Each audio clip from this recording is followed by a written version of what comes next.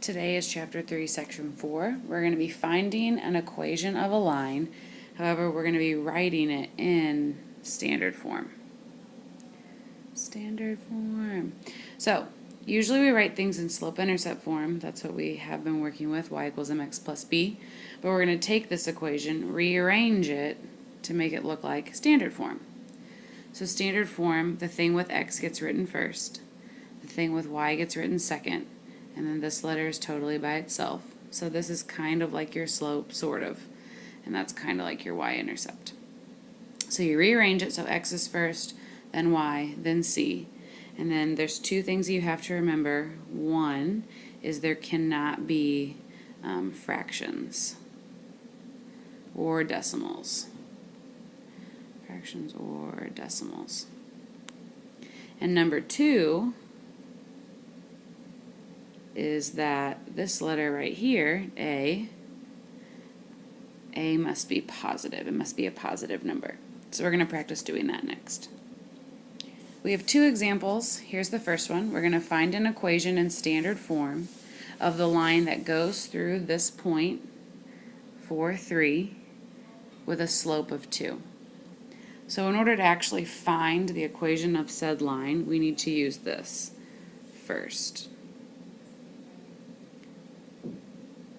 Once we come up with this line, we'll rearrange it to put it in standard form. So things to think about. We have y, m, x, and b. Every point is made up of an x and a y, and our slope is always our m. So we have the things to plug in to figure out what our b is. Let's go ahead and do that. So instead of writing y, I'm writing 3. Instead of writing m, I'm writing 2. Instead of writing x, it's 4, and then I have my plus b. Doing this will help me figure out what my y-intercept is. 2 times 4 is 8. Then when you subtract 8 from both sides, I'll show that step, minus 8 minus 8. You get negative 5 is equal to b. So the equation of this line that contains this point and this slope is y is equal to, our slope was 2x, and then our y-intercept was negative 5. So here's the equation that we're going to use, and we're going to take it and put it in standard form, because that's what the directions call for, standard form. So y is equal to 2x minus 5. I'm going to go ahead and write it again. Y is equal to 2x minus 5. Remember, it's got to look like this. ax plus by is equal to c. So I need to move my x's to the other side. I'm going to subtract 2x. I'm going to subtract 2x. So you have negative 2x plus y is equal to negative 5. The only issue with this, remember, one, there can't be fractions or decimals. And then number two, the number in front of x cannot be negative. So that's what we need to get rid of. I need to multiply this entire equation by a negative 1 to get rid of the negative in front of x. When you do that, the 2 turns positive. Instead of plus y, it's minus y, and instead of negative 5, we have now a positive 5. So this is our final answer. When it says find an equation in standard form, that's what we just did. If you were to graph this, it would go through this point, and it would have a slope of 2. Let's do one more example. So this time, we're given not 1 point in the slope, but we're given 2 points, and not a slope. So the very first thing we need to do is figure out, well, what is the slope? We practiced that last time. This is x1, y1, x2, y2. So it's y2 minus y1 all over x2 minus x1, which is negative 3. So 4 minus 5 is negative 1. And then when you're subtracting a negative, you're really adding. And so negative 6 plus 3 is negative 3. A negative divided by a negative is a positive. So our slope is positive 1/3. I wrote that 1/3 is equal to m, so I want to kind of go ahead and erase this so we have room to work. Nope, nothing's erasing. Okay, we'll just keep going. So, I know my m, I need to figure out my b.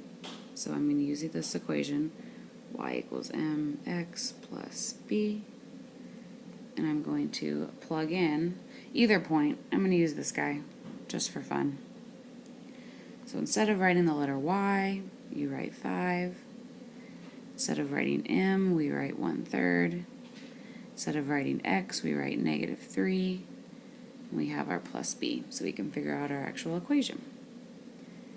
5 is equal to 1/3 times -3 is -1.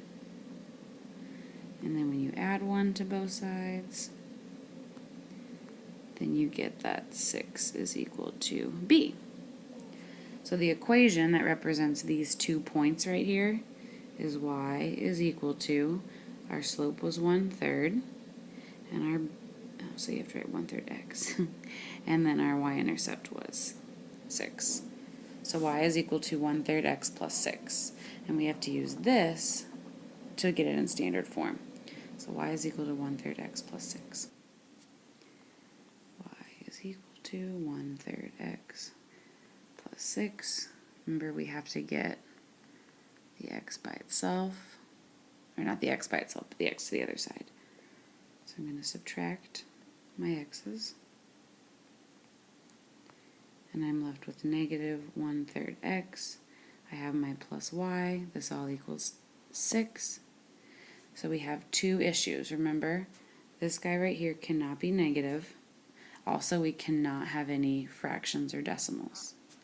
So in order to get rid of both in one foul swoop, I'm going to multiply by a negative, and to get rid of the 3 on the bottom, I'm going to multiply everything by 3. So I'm multiplying everything by a negative to get rid of this negative, and I'm multiplying everything by 3 to get rid of that 3.